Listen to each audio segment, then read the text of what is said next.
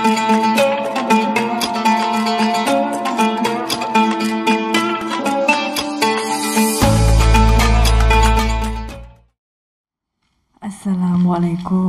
warahmatullahi wabarakatuh. Waalaikumsalam. Alhamdulillahirabbil alamin. Assalatu wassalamu ala asrafil anbiya'i wal mursalin wa ala alihi wa sahbihi ajma'in, amma ba'du. Yang terhormat Gubernur Daerah Istimewa Yogyakarta, yang pada kesempatan hari ini diwakili oleh Asisten Sekda Bidang Pemberdayaan Sumber Daya Masyarakat, Bapak Insinyur Aris Trianta MSI.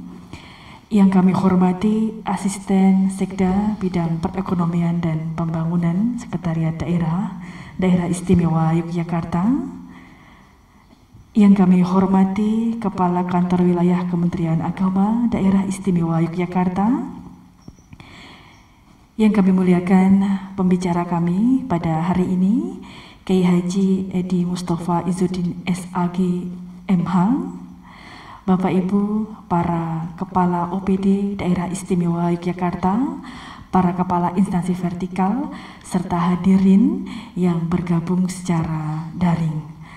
Puji dan syukur marilah kita panjatkan kehadirat Allah Ta'ala atas nikmat, rahmat, dan karunia-Nya, sehingga pada hari ini kita dapat mengikuti pengajian peringatan Isra Mi'raj tahun 2022. Selanjutnya, hadirin dimohon berdiri. Lagu Kebangsaan Indonesia Raya.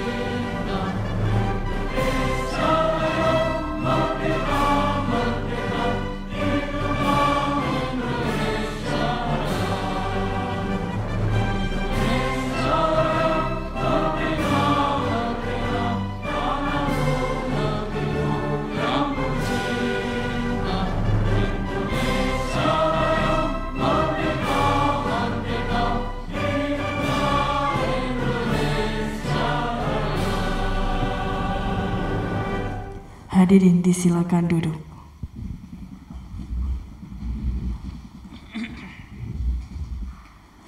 Pembacaan kalam ilahi oleh Bapak Hervan Said SAG.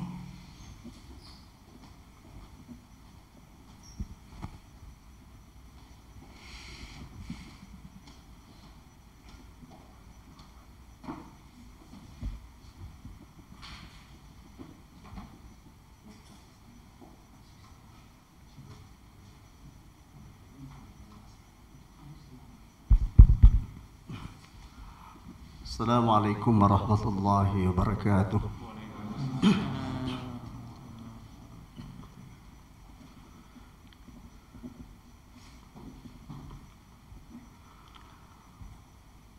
A'udzu billahi minasy syaithanir rajim.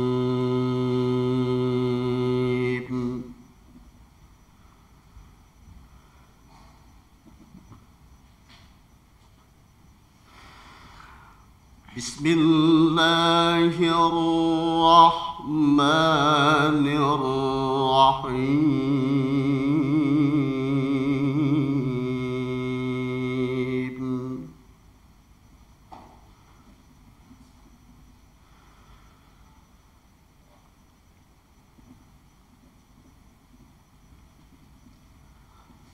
سبحان الذي أسرى بعبده ليلا من المسجد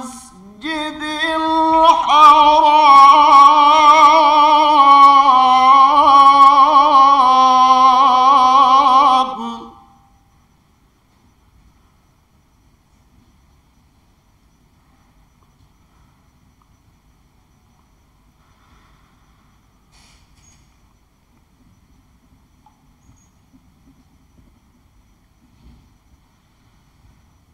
من المسجد الحرام إلى المسجد الأقصى الذي باركنا حوله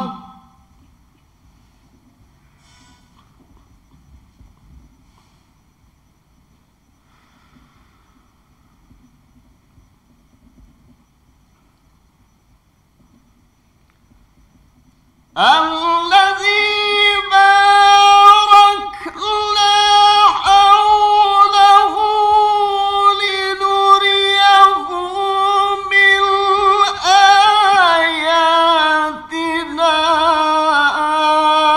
إنه هو السميع البصير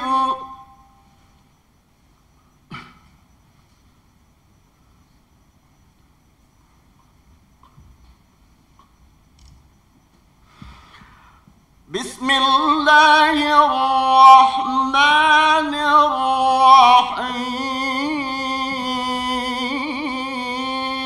الرحيم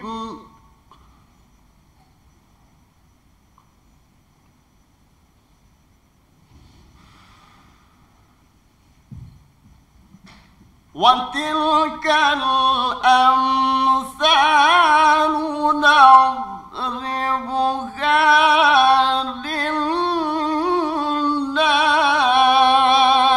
للناس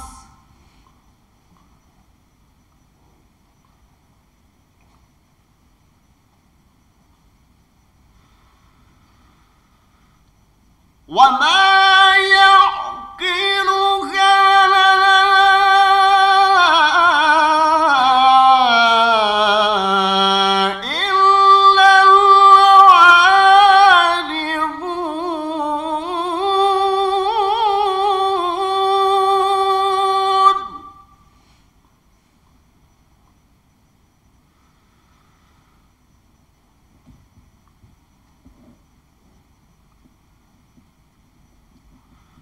خلق الله السماوات والأرض بالحق إن في ذلك لآية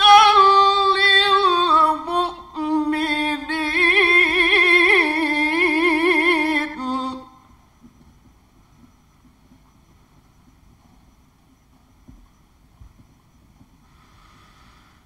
اتل ما أوحي إليك من الكتاب وأقم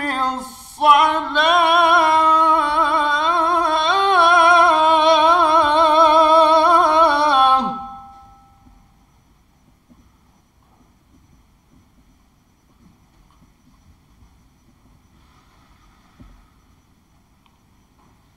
إن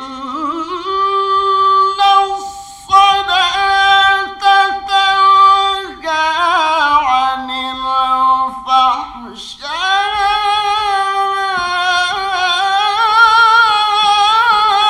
الفحشاء والمنكر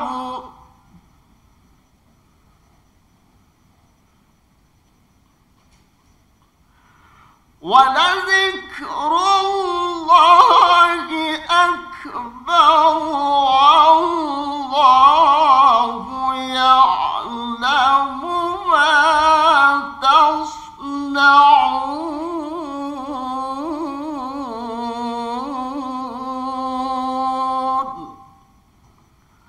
Sadaqallahul azim. Assalamualaikum warahmatullahi wabarakatuh.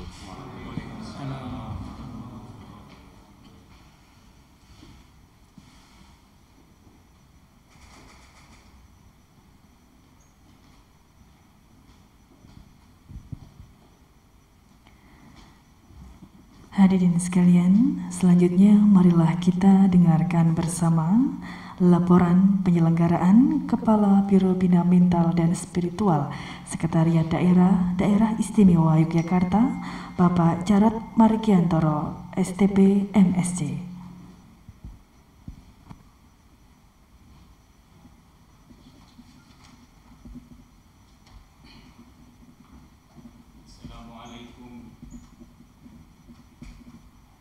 Assalamualaikum warahmatullahi wabarakatuh.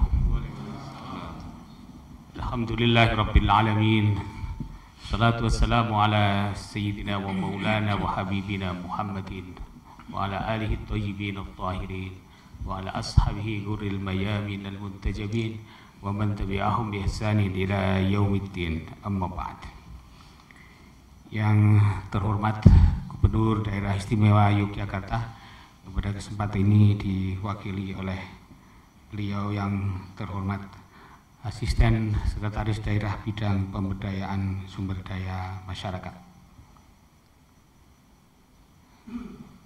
yang terhormat Kepala Kantor Wilayah Kementerian Agama Daerah Istimewa Yogyakarta,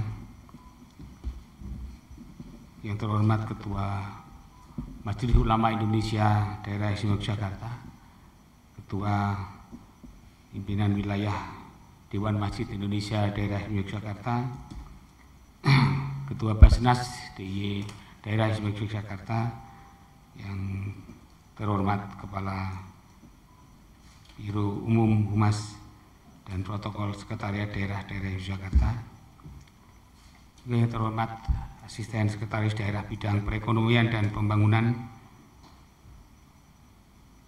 Bapak Ibu para partisipan pengajian peringatan Isra Mi'raj tahun 2022, baik yang hadir di Gedung Pracimosona ini maupun yang mengikutinya melalui jaringan online yang berbahagia.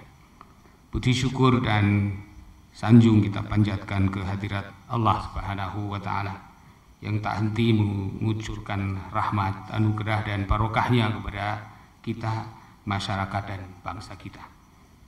Dengan nikmatnya pula kita bisa berhimpun dalam pertemuan pagi ini dalam keadaan sehat dan selamat, tidak kurang suatu apa. Salawat dan salam kiranya tercurah atas junjungan kita Nabi dan Rasul pilihan Sayyiduna Muhammad sallallahu alaihi wasallam, keluarga, sahabat dan umat yang taat kepadanya. Mohon perkenan kami melaporkan bahwa acara pagi ini adalah pengajian peringatan Isra Mi'raj Nabi Agung Muhammad sallallahu alaihi wasallam bagi pejabat dan aparat di daerah istimewa Yogyakarta, dengan mengambil tema sholat dawam, taat secara individual dan saleh secara sosial.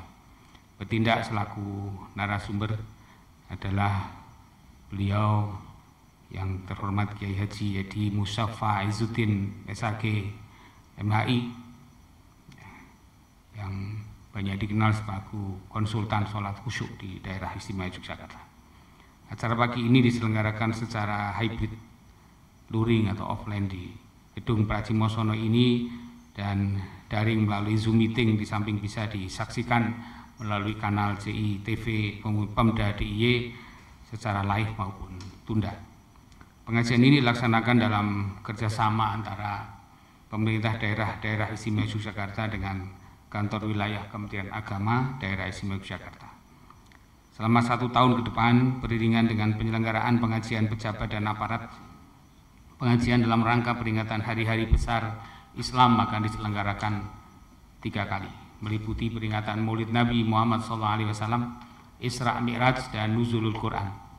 Isi tiap pengajian akan ditulis dan disajikan dan ulang dalam bentuk buletin bina iman, dan di akhir tahun akan dibukukan agar sari pengajian yang berikan para ustadz atau narasumber tidak hilang begitu saja.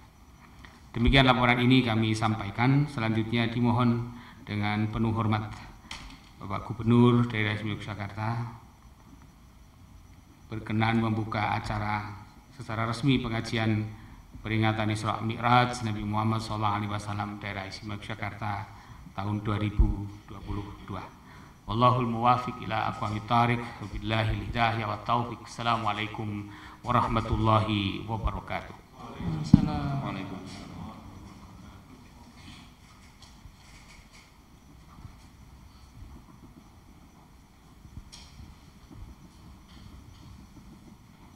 Dan segenap hadirin yang kami hormati, selanjutnya akan kita simak bersama sambutan Gubernur Daerah Istimewa Yogyakarta yang akan disampaikan oleh Asisten Sekda Bidang Pemberdayaan Sumber Daya Masyarakat Bapak Insinyur Aris Rianta, MSI.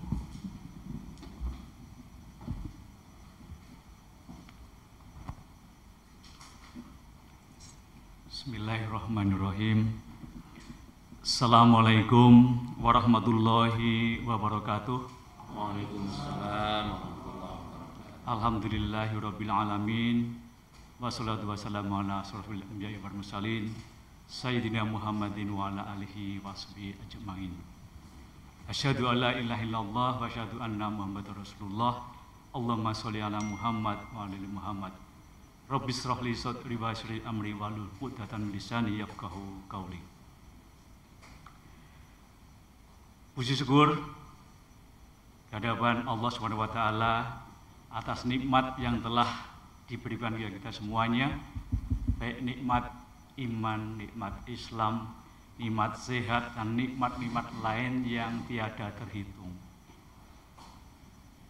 Yang terhormat Bapak Asisten Sekretaris Daerah Bidang Ekonomi Pembangunan, Bapak Kakanwil Kementerian Agama Daerah Istimewa Yogyakarta, yang saya hormati Kepala OPD Dinas dan Biro Pemda Daerah Istimewa Yogyakarta, yang kami hormati Forum Komunikasi Pimpinan Daerah Istimewa Yogyakarta, dan Kepala Instansi Vertikal di Daerah Istimewa Yogyakarta, yang saya hormati dari Majelis Ulama Indonesia Daerah Istimewa Yogyakarta, dari Basnas Daerah Istimewa Yogyakarta,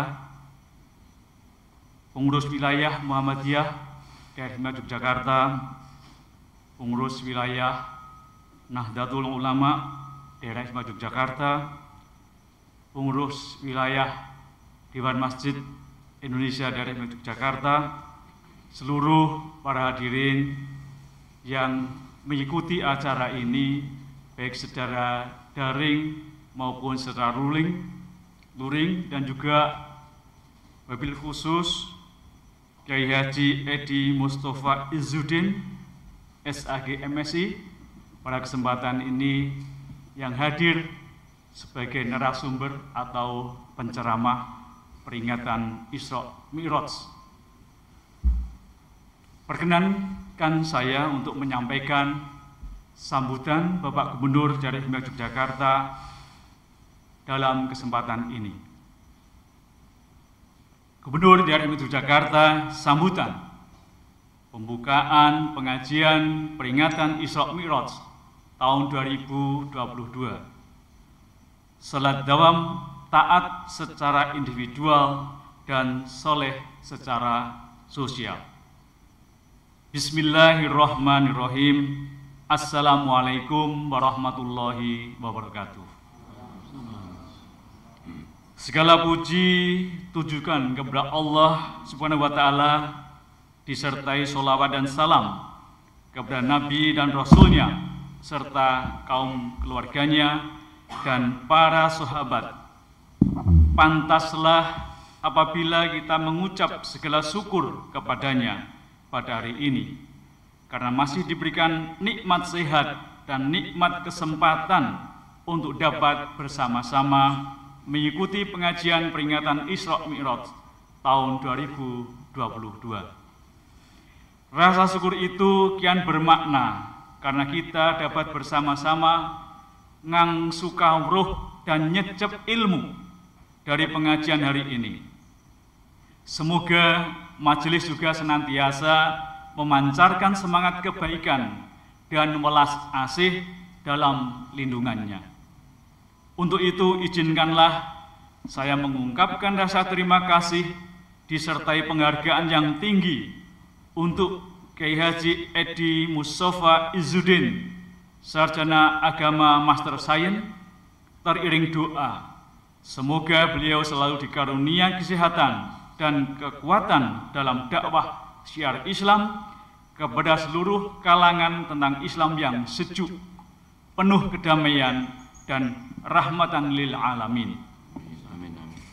Jamaah sekalian yang dirahmati Allah, sebagai umat Islam sudah sepantasnya lah bagi kita untuk melaksanakan kewajiban dan segala dawuh atas apa yang diperintahkan oleh Allah Subhanahu wa taala, terutama kewajiban untuk mendirikan sholat 5 waktu, tentu dengan dimensi kualitas yang mengiringinya. Adapun dimensi kualitas tersebut diantaranya adalah tertib waktu dan keseimbangan sholat sebagai manifestasi rasa syukur dan rasa cinta kepada Allah Subhanahu wa ta'ala. Ibadah sholat yang diiringi tertib waktu dan kesinambungan akan melatih diri untuk berdisiplin dan cakap di dalam mengelola waktu. Selain itu, kita akan dijauhkan dari segala keburukan dan mendapatkan rasa tentram dan bahagia. Maka sudah sepantasnya lah kita menjaga sholat agar hidup menjadi penuh berkah dan manfaat. Dengan hikmah seperti itulah hendaknya kita syukuri peringatan Isra Mi'raj tahun 2022 dengan menggelar pengajian dengan tema sholat dawam, taat secara individual dan soleh secara sosial. Seraya merenungi dan menyimpan saripati ilmu dari tausiah yang akan kita ikuti bersama. Untuk itu, marilah kita saling mendoakan semoga senantiasa memperoleh ridho Allah Subhanahu wa taala sehingga dapat mengisi kehidupan dengan nilai-nilai kebajikan dan kemanusiaan di jalan lurusnya. Amin, amin ya Rabbal Alamin. Akhirul kalam dengan mengucapkan Bismillahirrahmanirrahim. Pengajian peringatan Isra Mi'raj tahun 2022 saya nyatakan dibuka secara resmi.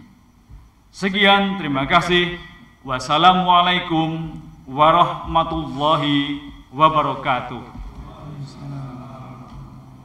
Yogyakarta, 25 Februari 2022, Gubernur Daerah Istimewa Yogyakarta, Hamengkubuwono ke-10. Bapak Ibu sekalian hadirin, demikianlah sambutan Bapak Gubernur sudah kami sampaikan. Ada kekurangan saya mohon maaf. Terima kasih. Wabillahi taufiq wal hidayah wal inayah. Wassalamualaikum warahmatullahi wabarakatuh. Waalaikumsalam.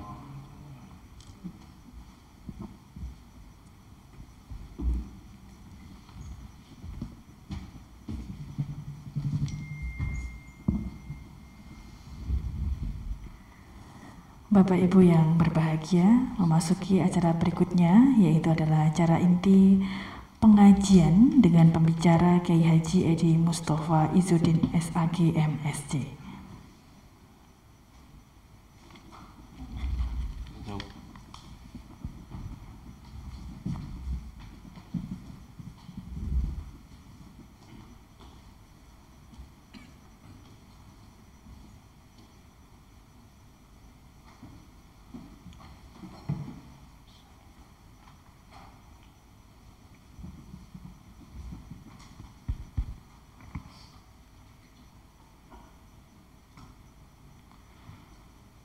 Assalamualaikum warahmatullahi wabarakatuh.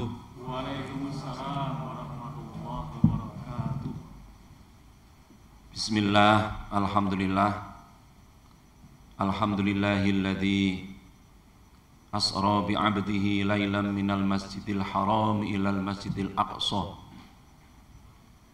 Wassalatu wassalamu ala habibina wa syafi'ina wa maulana Muhammadin alladzi kanat hasanatuhu la tuhsa wa ala alihi wa ashabihi ahli sidqi wat tuqa. Amma ba'du.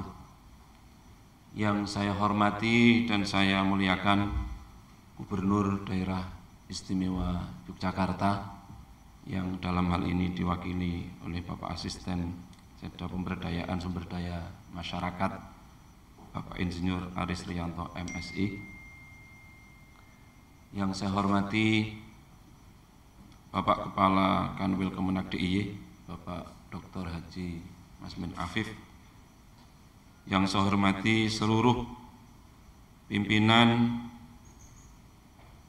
Forkopimda DIY, bapak-bapak, ibu-ibu, baik yang luring maupun daring, yang tidak mungkin saya sebutkan satu persatu, yang saya hormati dan saya muliakan.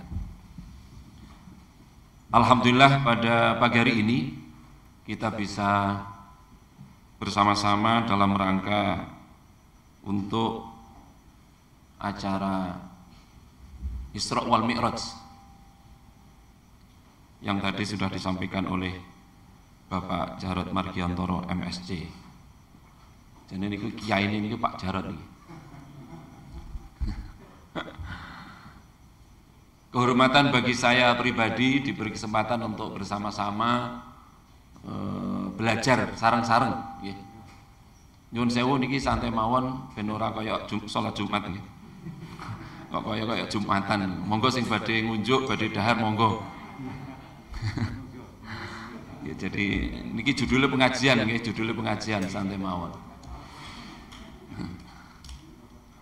Alhamdulillah senantiasa kita haturkan kehadirat Allah atas segala karunia-Nya yang sampai detik pagi hari ini kita bisa melaksanakan apa yang telah menjadi program dari Pemda DIY terkait dengan kegiatan spiritual, yaitu pengajian Isra wal Mi'raj, yang semoga dengan keikhlasan, kesabaran Bapak Ibu, apa yang kita laksanakan ini dicatat oleh Allah menjadi tabungan amal soleh untuk kita semua. Allahumma amin, Allahumma amin. Salawat dan salam senantiasa semoga terlimpah tercurah kepada junjungan kita Nabi Agung, Nabi besar Muhammad sallallahu alaihi wasallam, teladan hidup kita, uswatun hasanah kita yang kita semua telah mengaku sebagai pengikut penderek. Semoga tetap juga punya semangat mempelajari sunnah dan ajaran-ajarannya yang kemudian kita amalkan, kita wujud konkretkan dalam hidup keseharian kita, baik secara pribadi, keluarga maupun dalam kehidupan yang lebih luas. Tentu dengan ikhtiar seperti itu harapan kita kelak Rasulullah berkenan untuk memberikan syafaat kepada kita semua. Allahumma amin, Allahumma amin. Tadi sudah disampaikan temanya adalah sholat dawam. Ya, jangan sampai ada pertanyaan, ini kok ada sholat dawam, apa bedanya dengan sholat tahajud itu ya. Ada sholat tahajud, ada sholat subuh, ini ada sholat dawam. Ya sebenarnya kalau dari aspek istilah itu sejauh yang saya tahu, sholat yang terus menerus, artinya kondisi rohani kita itu sholat tidak hanya ketika pelaksanaan sholat itu, tetapi juga ketika sudah selesai, suasana batin kita itu senantiasa terkoneksi dengan Allah Subhanahu wa Ta'ala. Sehingga di dalam Al-Quran ada ayat a'udzubillahi minasyaitonirrajim fa idza qadaitumus shalah fadhkurullah. Apabila kalian sudah selesai sholat, dan sholat ini puncak dari zikir, ya wala dzikrullahi akbar, maka selesai sholat kita tetap diperintahkan untuk fadhkurullah, selalu terkoneksi dengan Allah. Kapan? Qiyaman, ketika berdiri, wa qu'udan, ketika duduk, wa ala junubikum, ketika berbaring. Karena suasana kita keseharian itu kalau nggak berdiri ya duduk, kalau nggak duduk ya berbaring. Sehingga dalam kehidupan keseharian kita harapannya adalah hati kita, rohani kita itu tetap terhubung dengan Allah. Kira-kira itulah, sehingga juga ada istilah khaufud daim fil qalbi. Ya, rasa takut yang terus-menerus kepada Allah di dalam hati. Sehingga dengan kesadaran spiritual seperti itu, apa yang kita lakukan senantiasa orientasinya adalah Allah, Allah, dan Allah. Nah, di dalam ayat Al-Quran yang ada dalam slide itu, aqimis shalah, inna sholata tanha 'anil fahsya' wal munkar. Laksanakanlah sholat, sesungguhnya sholat itu bisa memproteksi, ya, bisa mencegah dari perbuatan keji dan mungkar. Pertanyaannya adalah, kenapa kadang ada orang sudah sholat tapi juga mungkar? Ya, pun rajin sholat, rajin ngerasani. Sudah rajin sholat masih juga berbuat maksiat dan seterusnya. Maka bagaimana agar sholat yang kewajiban harian ini, amanah harian ini punya dampak, ya, bukan hanya kita taat secara individual kepada Allah, tetapi juga nanti punya dampak secara sosial. Next.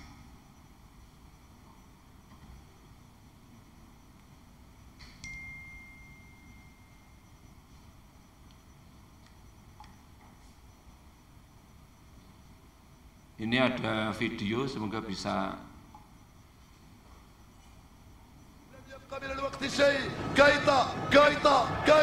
Niki wonten tiyang seneng bal-balan, begitu di tengah-tengah sepak bola dengar azan. شكرا يا سيدي الحكم المساعد شكرا يا سيدي الحكم المساعد وضعية التسلل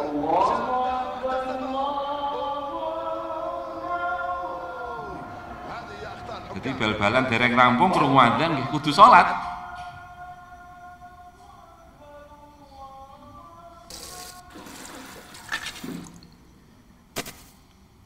Niki mergo wedi ketinggalan bal-balane salate ngebut niki.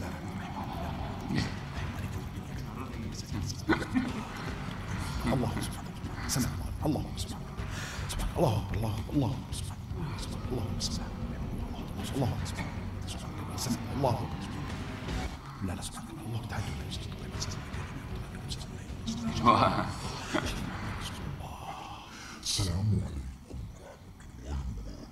السلام عليكم ورحمة الله وبركاته. Pakai mabur nih.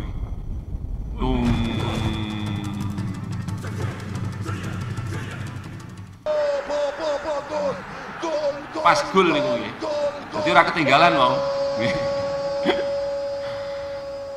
Baik. Ini ada pertanyaan nih di atas sajadah nih. Taqabbalallah, apakah Allah berkenan menerima sholat dengan cara seperti itu? Kira-kira maksudnya. Jadi sholatnya ngebut, nggak ada tumak ninahnya, ya. Kemudian dia memang ingin segera selesai untuk bisa mengikuti sepak bola tadi itu. Ya kalau kita mungkin ada yang kepingin ngebut, kepingin ndelok Ikatan Cinta lah ya. Biasanya mbak-mbak, ibu-ibu nih. Next. Nah, perilaku sholat ngebut ini Bapak Ibu ternyata sudah terjadi pada zaman Nabi. Ya. Ini ada hadis riwayat Imam Muslim. Satu hari Nabi itu berada di masjid.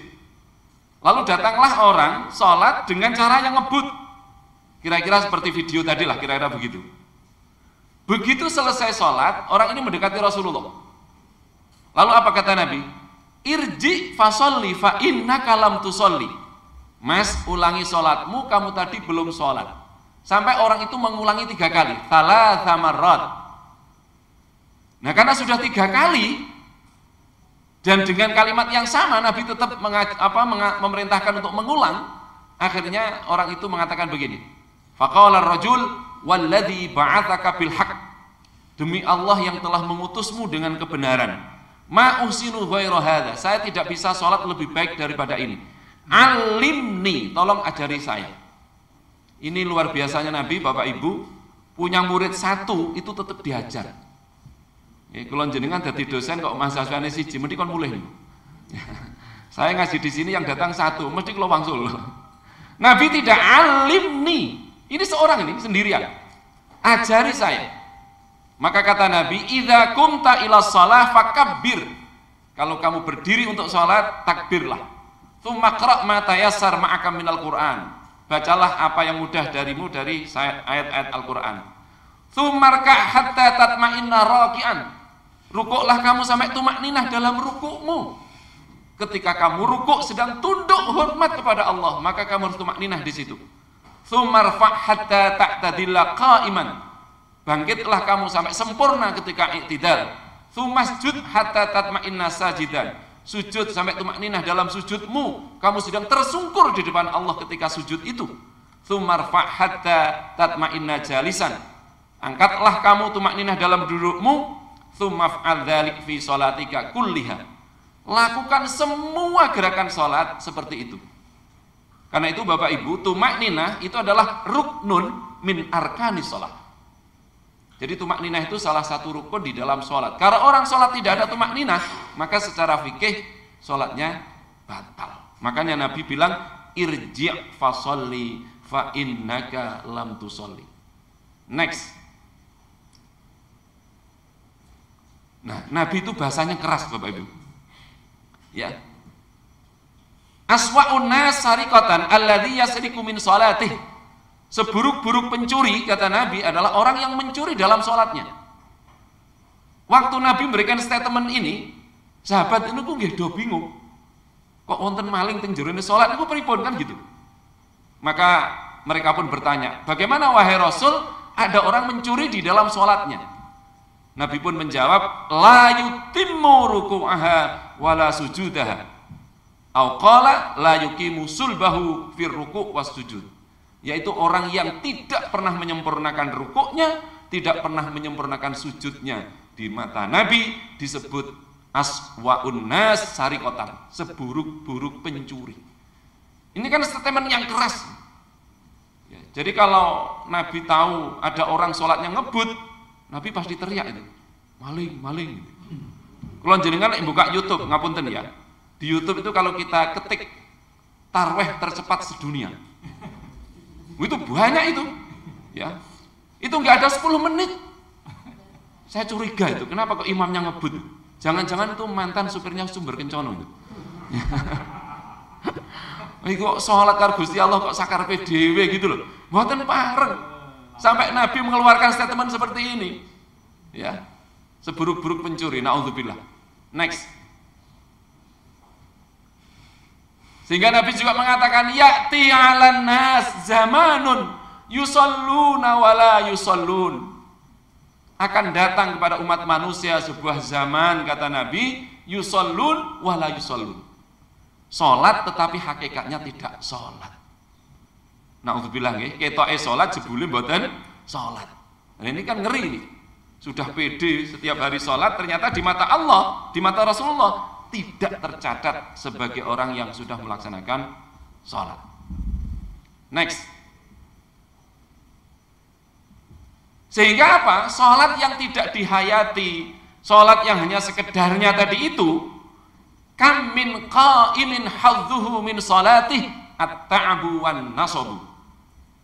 Ini sebagian riwayat hadis ini sebenarnya gandeng dengan tentang puasa. Kurang lebih sebulan lagi Bapak Ibu kita puasa, itu ada hadis kam min shaimin laisa lahu min siyamihi ilal atas wal ju'. Banyak orang puasa tidak dapat apa-apa dari puasanya kecuali lapar dan dahaga. Salat, banyak orang berdiri salat tetapi yang dia dapatkan hanya capek dan lelah. Sehingga nanti dampaknya apa? Sholatnya ingin cepat selesai. Ya. Sholat tidak pernah mendapatkan kebahagiaan.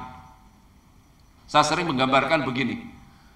Kenapa sih kalau ada orang lagi jatuh cinta, kasmaran, lalu dia apel kepada kekasihnya, itu kalau apel betah, berjam-jam. Padahal yang dibicarakan nggak jelas juga. Tapi kenapa kok betah? Jawabannya karena bahagia. Jadi nggak ada capeknya itu. Sampai diingatkan oleh yang punya kos, maaf mas, ini sudah jam 11. Perasaan baru jam 7. Ya. Kenapa kok bisa begitu? Karena ketika dia berangkat untuk apel, itu ada rasa cinta, ada rasa rindu, ada keikhlasan, ada semangat.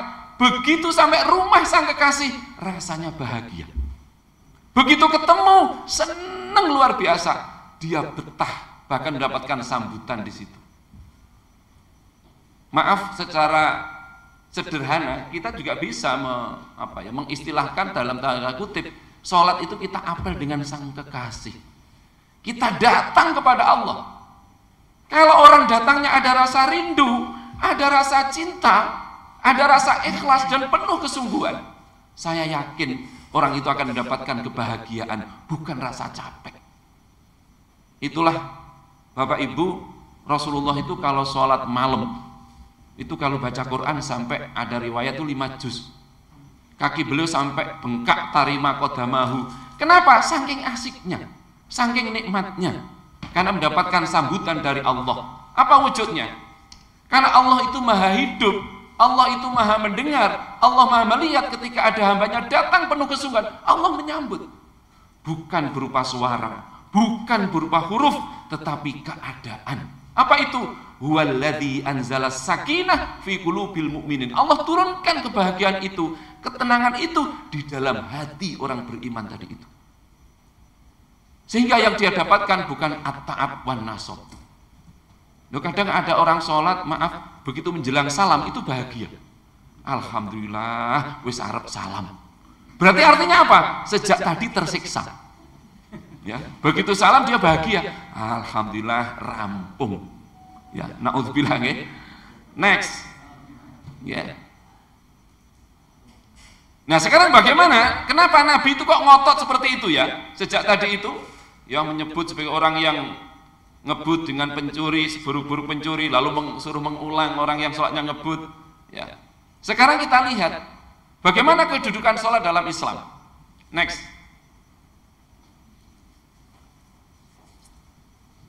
Pertama, Bapak Ibu, ibadah sholat ini adalah yang pertama kali diwajibkan oleh Allah kepada kita umat Islam. Sehingga hari ini kita memperingati Isra wal Mi'raj, salah satunya adalah karena dalam peristiwa itu Rasulullah mendapatkan perintah sholat. Tentu Bapak Ibu masih ingat, Nabi itu salah satunya bertemu dengan Nabi Musa alaihissalam.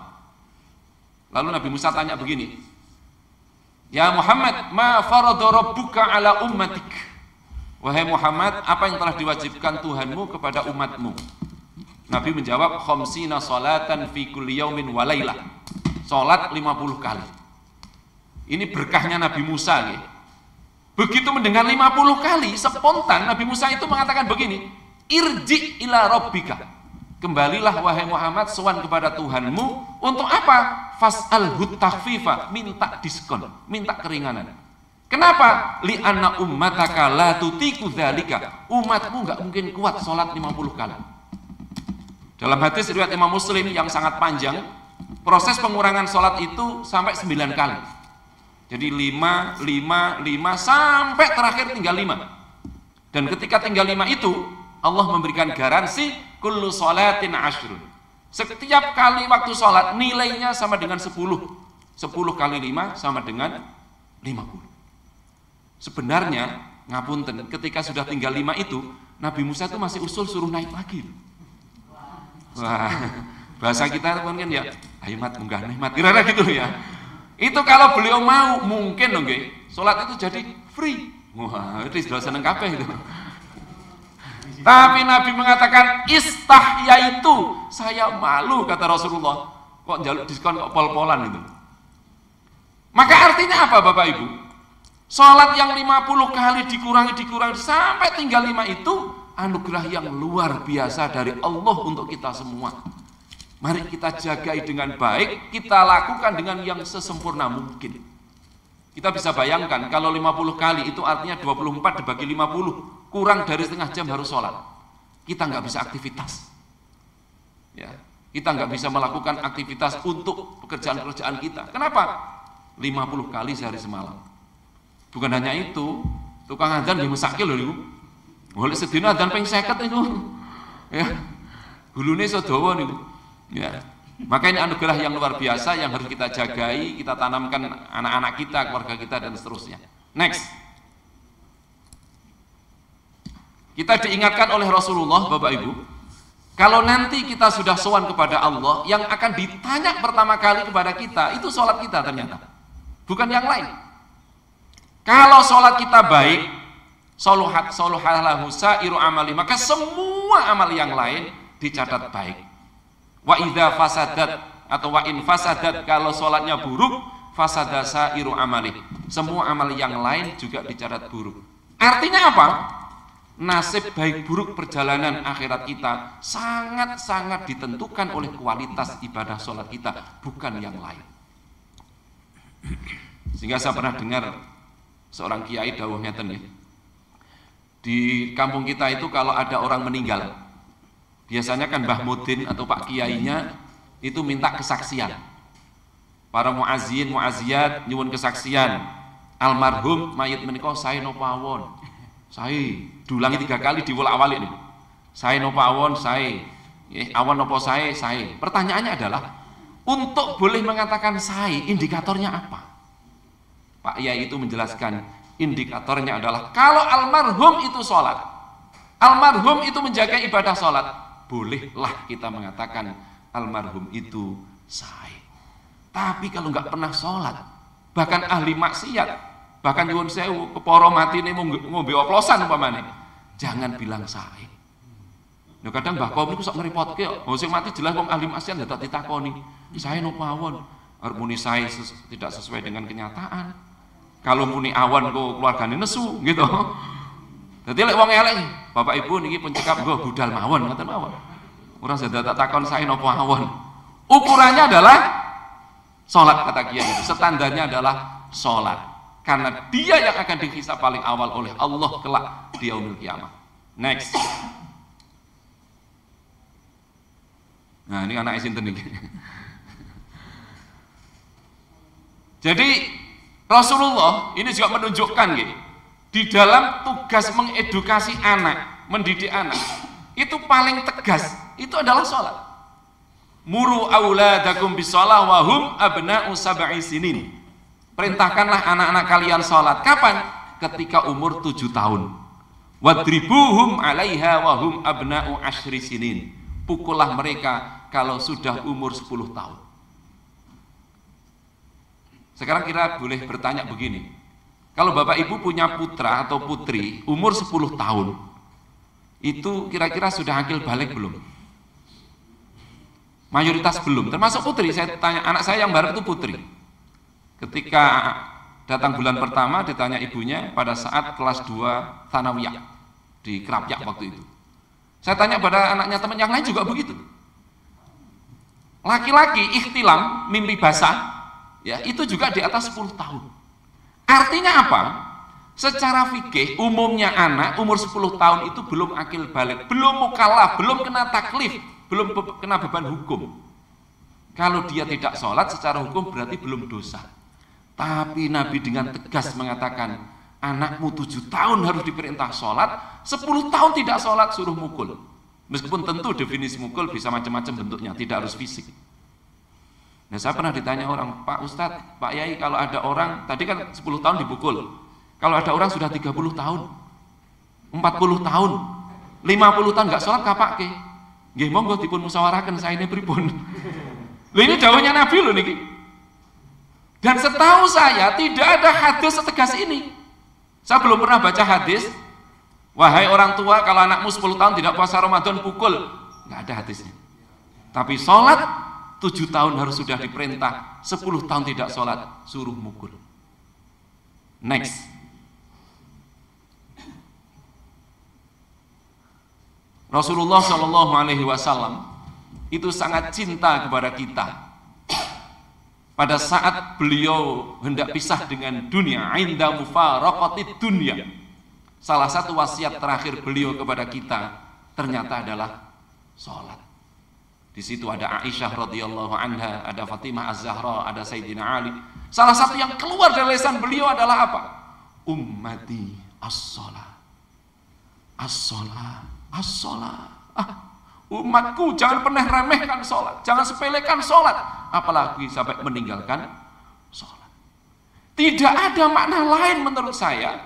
Kalau Nabi sampai detik-detik menjelang beliau sowan kepada Allah, teringat kepada kita semua umatnya, pesan beliau adalah as-sholat, as-sholat, as-sholat, sholat, sholat, sholat, suruh menjagai dengan baik. Karena memang di dalam Al-Quran itu kan ada ayat ketika orang disiksa di neraka sakor, itu kan ditanya, ma salakakum fi sakor, qalu lam naku minal musallin. Kenapa kalian disiksa oleh Allah di neraka sakor? Mereka menjawab, kami dulu tidak pernah serius dengan sholat, tidak melaksanakan sholat dengan baik. Dan Nabi tentu tidak ingin ada umatnya yang harus disiksa oleh Allah di neraka sakor disebabkan gara-gara sholat. Next. Ini hadis yang sangat umum Bapak Ibu. Sholat itu adalah tiang agama. Barang siapa menegakkan sholat berarti dia menegakkan agama. Barang siapa meninggalkan maka dia termasuk merobohkan agama di dalam dirinya. Next.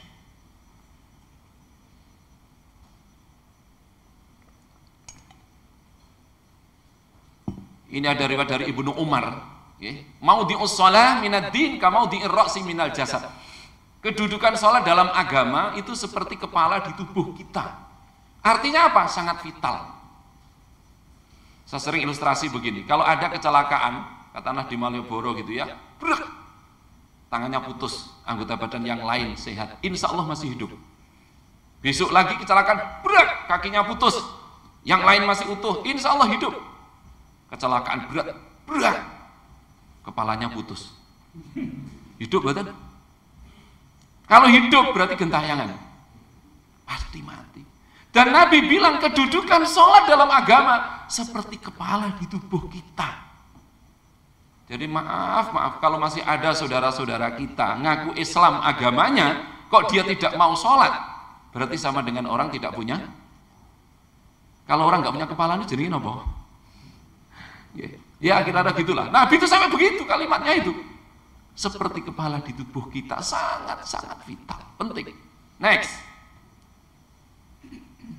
Nah ini kisah bal-balan ini.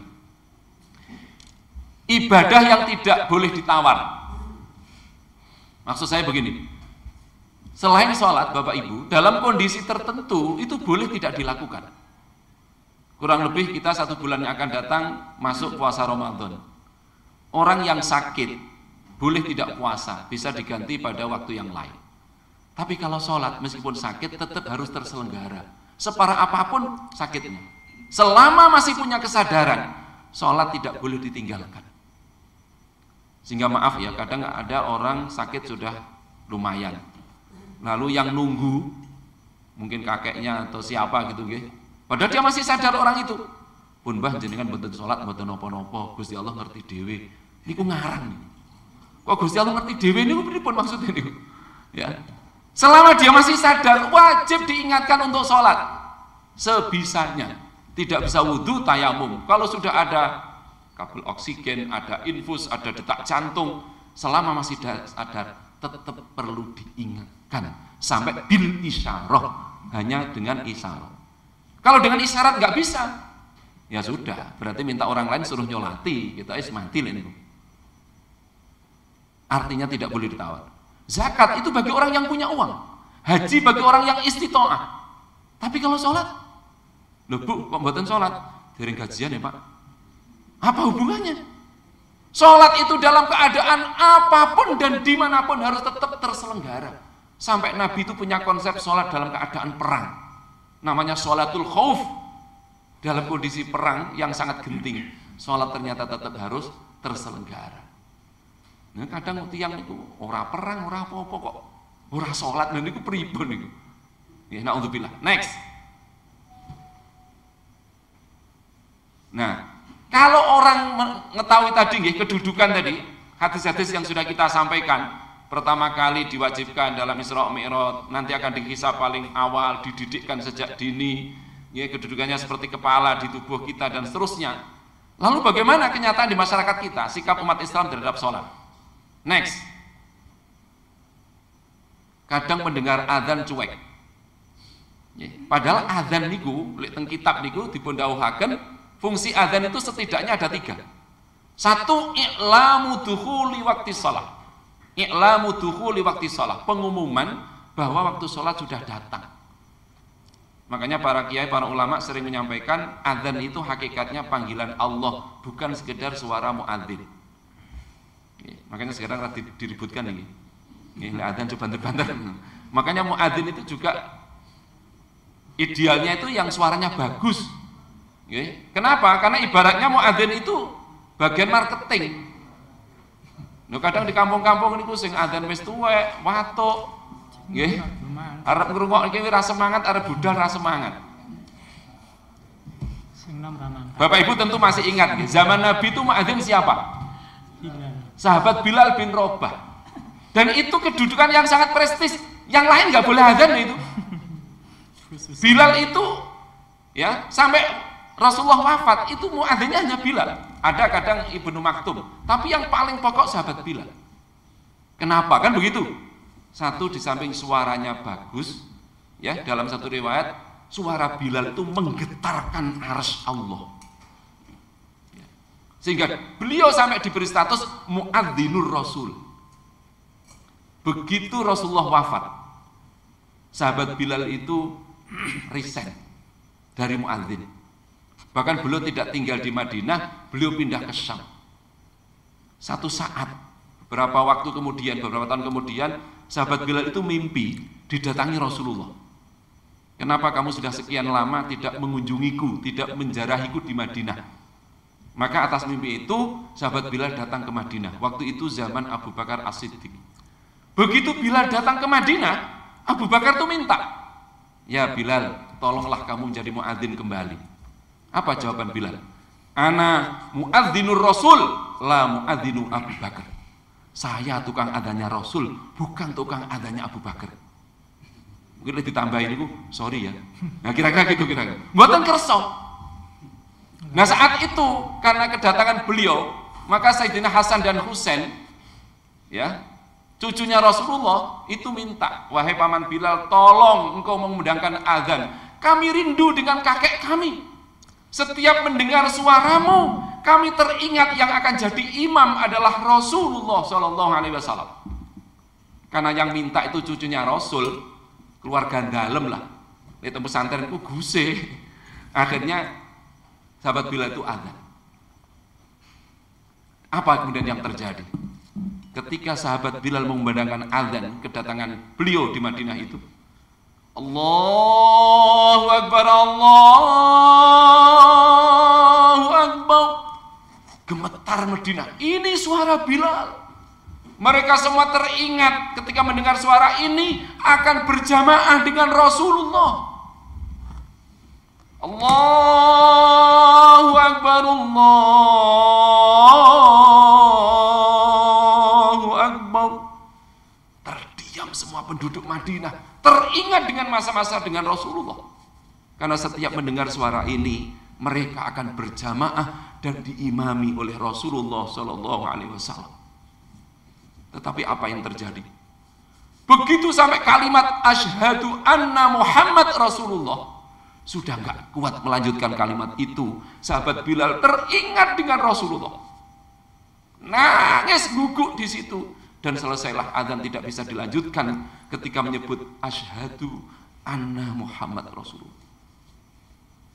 Sehingga kembali kepada fungsi azan.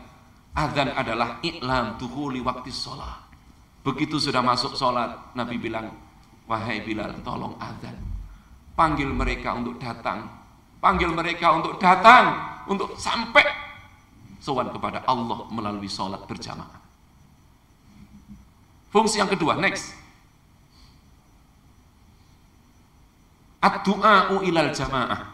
Kalau tadi kan pengumuman, ya, i'lam dukhuli waqti shalah. Yang kedua fungsi adzan itu ad-du'a'u ilal jamaah. Undangan untuk datang berjamaah.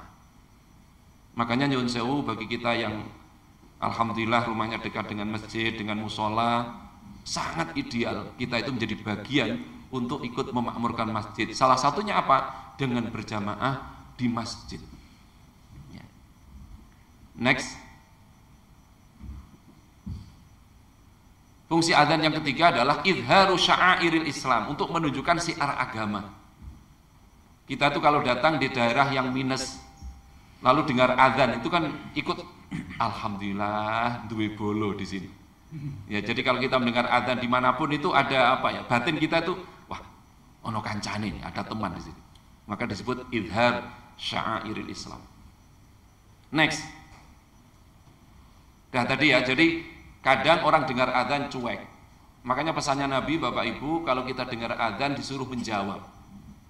Kalau orang menjawab adzan dengan baik, apa kata Nabi? Baginya adalah surga, falahul jannah. Begitu selesai adzan kita mau berdoa, Allahumma rabba hadhihi da'wati tammah wassalatil qa'imah, sampai selesai. Apa kata beliau? Halat lahu syafaati. Berhak bagi orang itu mendapatkan syafaat dariku, kata Rasulullah. Oke, yang kedua, kadang sholat itu masih dianggap beban. Ya tadi kerungu adzan itu, waduh adzan nih. Jadi mau berangkat itu kayak ada nopo nggih? Abot gitu. Apalagi adzannya adzan subuh. Ini ada orang bertanya, kenapa sih adzan subuh itu ada kalimat namanya kalimatut tathwib? As-salatu khairum minan naum. Dan kalimat itu tidak boleh dilantunkan kecuali subuh. Nggak boleh nanti duhur kok ada itu diparani wong akeh gitu ya. Itu namanya kalimatut tathwib. Semua orang saya yakin tahu maknanya. Sholat itu lebih baik, lebih nyaman, lebih nikmat daripada tidur. Coba kita lihat di masyarakat kita. Sudah bangun, sudah dengar adzan subuh, seringkali kadang kalah dengan nafsunya. Di dalam dirinya tuh bilang, sholat subuh tidak harus jam 4:25 menit, jam 5 je oleh turu neh. Nafsunya bilang begitu. Berarti itu namanya kan bukan as-sholatu khairu minan naum. Berarti an-naumu khairu minas sholat.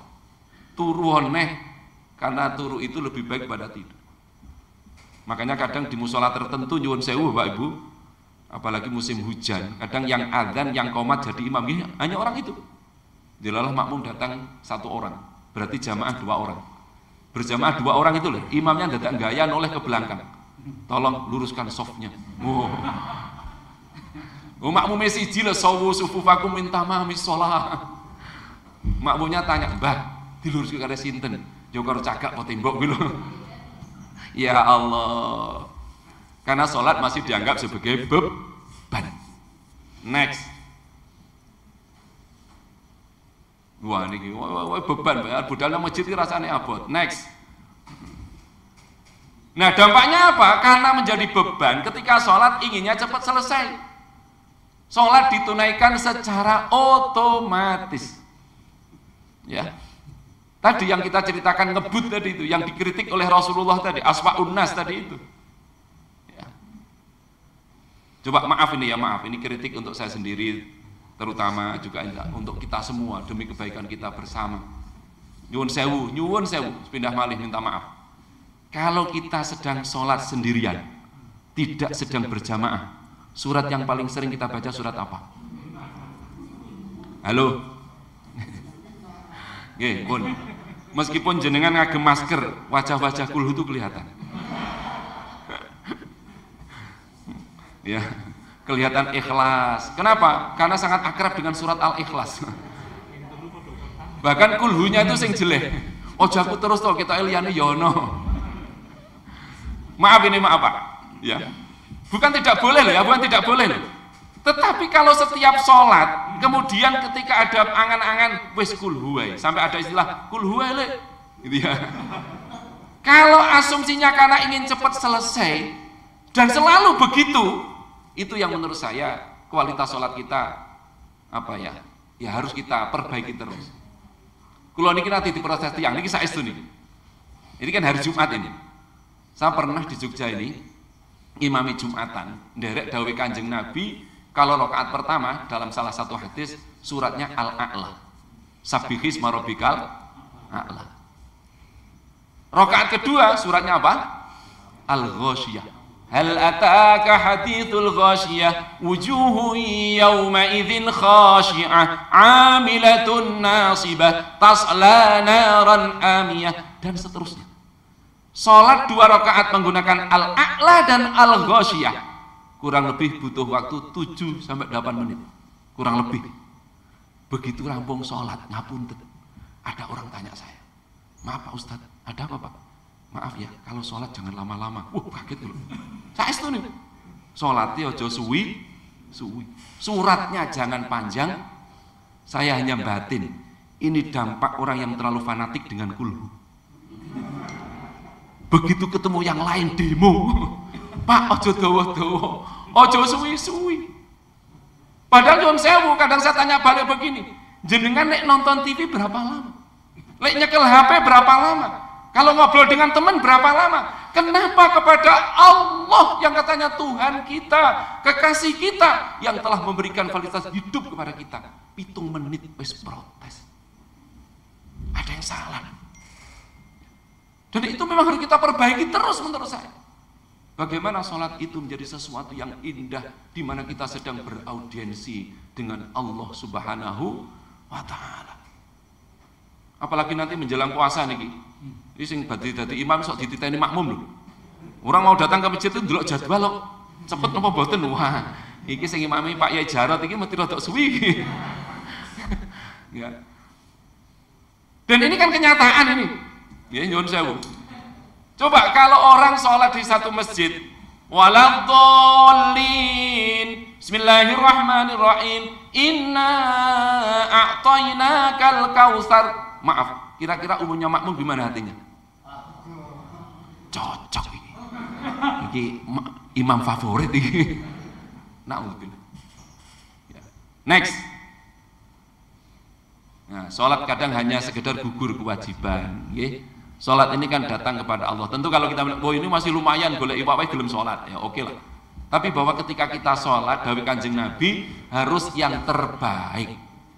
Ya, pakaiannya bersih, wangi, ya, harus dalam keadaan yang terbaik. Kenapa? Karena menghadap Allah yang maha suci, yang maha agung, harus juga dalam yang terbaik. Next. Nah, pun saat ini bagaimana agar sholat ini menyenangkan? Ya, tadi kan kenyataan-kenyataan. Ya, kira-kira begitu. Next. 1, mari kita merubah paradigma masyarakat kita, lingkungan kita, jamaah kita, okay, bahwa yang namanya sholat bukan sekedar kewajiban, tapi kebutuhan. Pondono pokemawon tiang niku lek butuh, dia akan dengan semangat, dengan senang hati melaksanakan itu. Tiang niku lho gara-gara butuh minyak, niku antri berjam-jam dilakoni kok. Ya, karena butuh. Sama kalau jenengan bekerja profesi apapun, kalau itu kebutuhan menyenangkan. Aku seneng nang kene apa? Ini butuh saya. Tetapi kalau hanya kewajiban, maka biasanya secara psikologis itu menjadi beban. Sehingga apa? Pelaksanaannya tidak maksimal, hanya sekedarnya apapun. Apalagi sholat. Next. Sholat bentuk kasih sayang Allah kepada kita. Dalam sholat ini Bapak Ibu ada banyak buku, ini hanya sebagian kecil saja. Ada unsur olahraga, gerakan, ya, af'al, ya. Ada unsur bacaan, ya, aqwal, ungkapan. Tetapi pada saat yang sama juga ada unsur olah rasa, penghayatan, ya. Makanya dengan olahraga atau dengan gerakan yang betul itu sampai ada buku, mungkin Bapak Ibu pernah baca, Mukjizat Gerakan Sholat. Ada buku Mukjizat Gerakan, sampai semua gerakan sholat itu menyehatkan. Karena gerakan sholat itu bukan karya Rasulullah. Gerakan sholat itu dari Allah. Dan memang Allah menciptakan kulon jenengan, Bapak Ibu, casing kita, tubuh kita itu memang didesain untuk sholat. Ini loh, kok tubuh ini loh, di mana ruasnya, itu memang untuk sholat. Sehingga orang yang sholatnya tumakninah tadi, gerakannya benar, maka dia menjadi sehat, menjadi produktif. Olah rasio menjadi kreatif, olah rasa menjadi sensitif. Dan itu bisa kita dapatkan dari ibadah sholat. Aqwal wa af'al dan juga proses penghayatan. Next. As-sholat mi'rajul mu'min. Sholat itu mi'rajnya orang beriman. Sehingga di dalam kitab ada ulama yang mengatakan sholat itu apa? Silatun waliqa'un bainal abdi wa rabbi. Sholat itu sebuah persambungan, perjumpaan seorang hamba dengan Tuhan. Maka ketika kita sholat, sebisa mungkin begitu takbiratul ihram, yang lain harusnya sudah hilang. Pekerjaan harus hilang, urusan dengan istri, dengan suami, dengan anak harus hilang. Yang ada adalah Allahu Akbar. Yang ada adalah Allah. Makanya definisi niat di dalam kitab-kitab fikih adalah qasdus syai' muqtarinan bil fi'li, menyengaja sesuatu bersamaan dengan pekerjaan. Artinya apa? Niat itu harus mengalir terus sampai salam. Ya.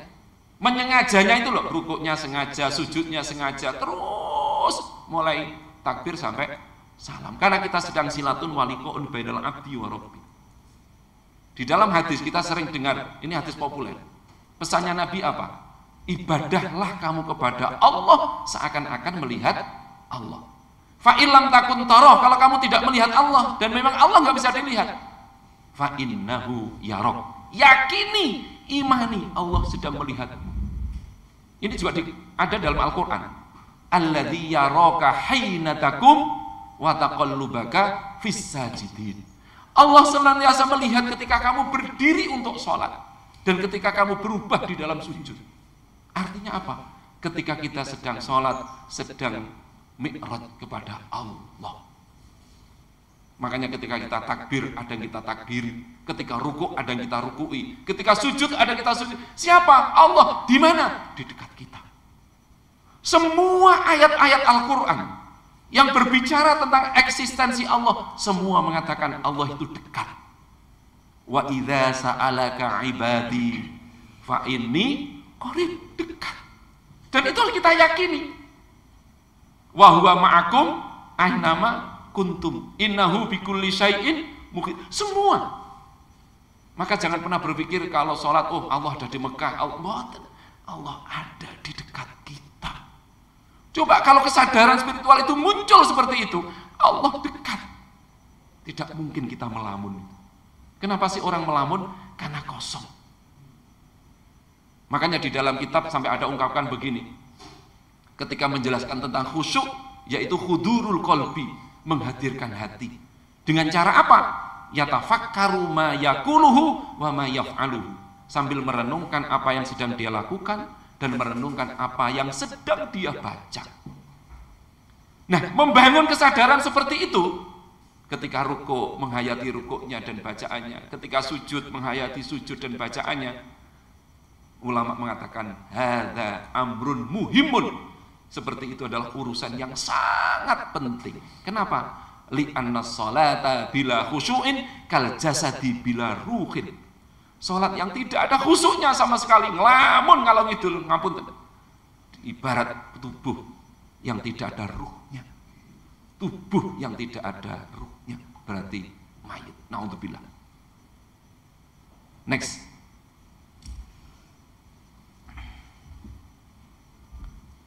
Salat sebagai wujud syukur kita kepada Allah. Kita tanamkan dalam diri, keluarga, anak-anak, lingkungan kita. Nabi itu kan tadi sudah saya sampaikan kalau sholat sampai bengkak kakinya. Lalu para sahabat tanya, kenapa wahai Nabi, engkau masih mau-maunya seperti itu? Jawaban Nabi adalah, akunu abdan syakur. Akunu abdan syakur. Saya ingin menjadi hamba Allah yang pandai bersyukur. Dan puncak bersyukur dalam wujud ibadah ada di dalam sholat. Next. Nah, kalau sholat tadi Bapak Ibu kita bangun pelan-pelan terus seperti tadi itu, insya Allah selesai sholat itu dapat merasakan bahagia, senang.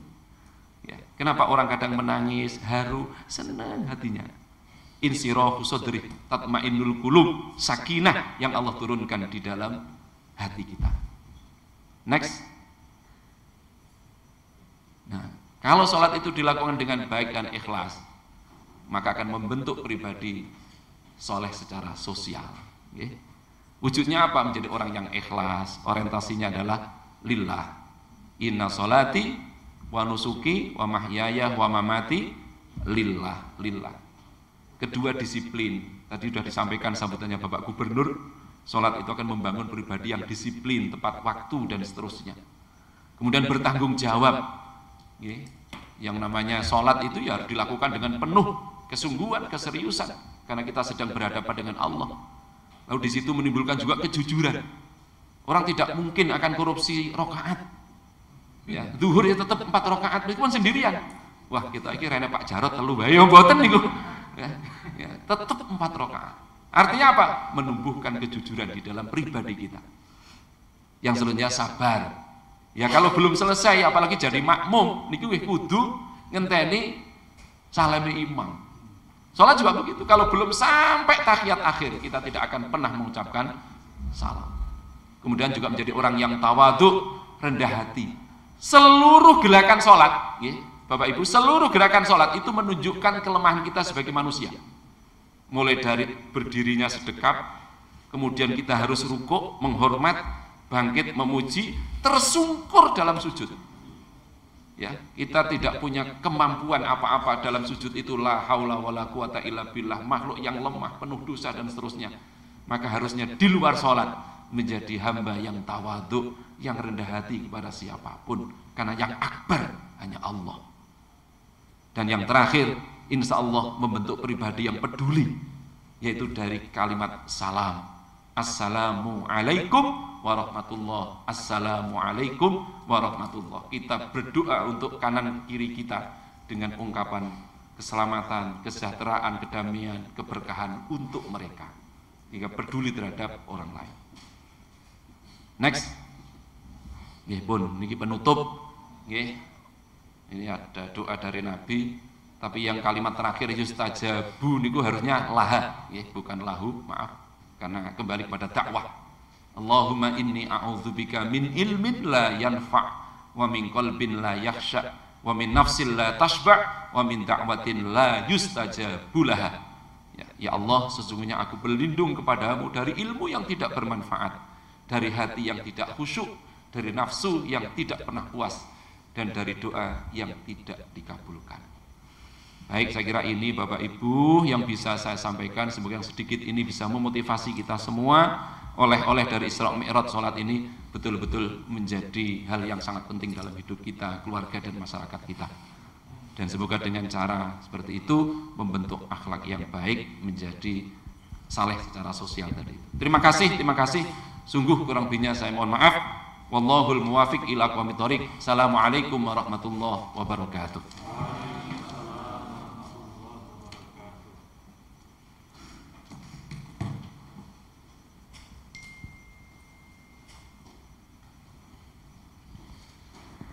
Dan hadirin sekalian, baru saja telah kita simak bersama ceramah yang luar biasa disampaikan oleh Kiai Haji Edi Mustafa.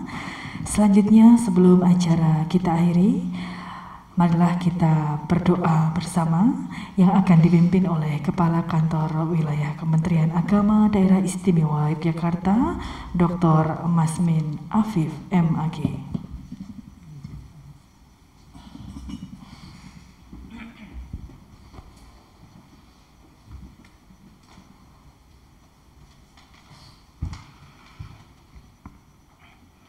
Assalamualaikum warahmatullahi wabarakatuh. Waalaikumsalam warahmatullahi wabarakatuh. A'udzu billahi minasyaitonir rajim. Bismillahirrahmanirrahim. Alhamdulillahirabbil alamin. Hamdan syakirin. Hamdan na'imin. Hamdan yuafi ni'amahu wa yukafi'u mazidah. Ya Rabbana lakal hamdu wa lakal syukru kama yanbaghi li jalali wajhikal karim wa 'azimi sultanik. Allahumma shalli wa sallim ala sayyidina Muhammad wa ala ali sayyidina Muhammad. Amin. Allahumma ya Allah, ya Somad, pagi hari ini kami bersimpuh di hadapan-Mu untuk mempersembahkan puji dan syukur kehadirat-Mu atas limpahan nikmat dan rahmat-Mu. Kami semua bisa hadir secara offline maupun online mengikuti kegiatan pengajian Isra Mi'raj baginda Rasulullah Muhammad sallallahu alaihi wasallam. Semoga acara yang kita laksanakan hari ini ya Allah Engkau berkahi dan Engkau ridhoi. Allahumma ya Allah ya Qawiyyu ya Matin. Dengan momentum Isra dan Mi'raj ini kuatkan takwa dan iman kami, teguhkan hati kami selalu mengingat kebesaran-Mu, istiqomah beribadah sesuai dengan tuntunan-Mu. Jagalah sholat 5 waktu kami sampai akhir hayat kami. Jadikanlah kehidupan kami mulia di sisi-Mu ya Allah, bermartabat menjalankan syariat-Mu. Bahagiakan kami kelak di alam baka, sadarkan kami untuk menjauhi segala penyebab Engkau murka. Allahumma ya Allah ya Azimu ya Jalil, dengan keagungan kemuliaan-Mu, mudahkan kami menjalankan amanah yang Engkau embankan. Jauhkan kami dari ujian yang memberatkan, hindarkan kami dari kezaliman yang menyengsarakan. Hiasi perilaku individu dan sosial kami dengan kesalehan. Allahumma ya Allah ya Hakimu ya Alim, jadikanlah cahaya terang di kalbu kami, pendengaran kami, penglihatan kami, ucapan kami, di sisi kanan dan kiri kami, di atas dan bawah kami, di hadapan dan di belakang kami. Ya Allah, lapangkanlah dada kami menerima pancaran ilmu-Mu, dan mudahkanlah kami mengamalkan dalam kehidupan sehari-hari. Allahumma ya Basitu ya Wahhab, lapangkanlah dada kami untuk mentaati segala perintah-Mu, tabahkan hati kami untuk menjauhi segala larangan-Mu. Ya Allah, ampunilah dosa kami, orang tua kami, para pemimpin kami. Kabulkan ya Allah doa permohonan kami. Rabbana 'alaika tawakkalna wa ilaika anabna wa ilaikal masir. Rabbana la tu'akhidna bima fa'ala as-sufaha'u minna waj'al lana min ladunka rahmah wa hayyi' lana min amrina rasyada.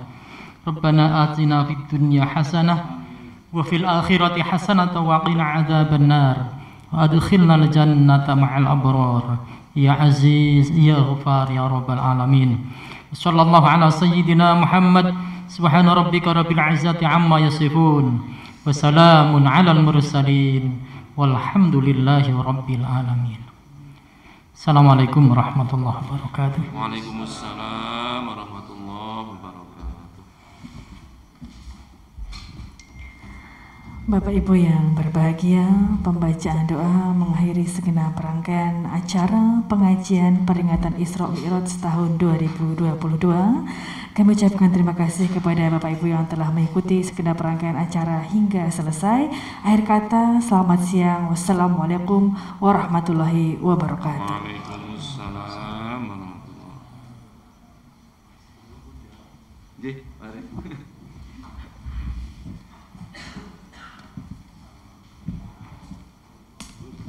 Nggih.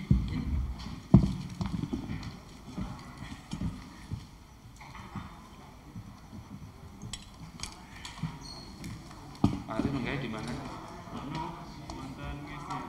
Oh, nggih. Sono sewu. Nggih, nggih.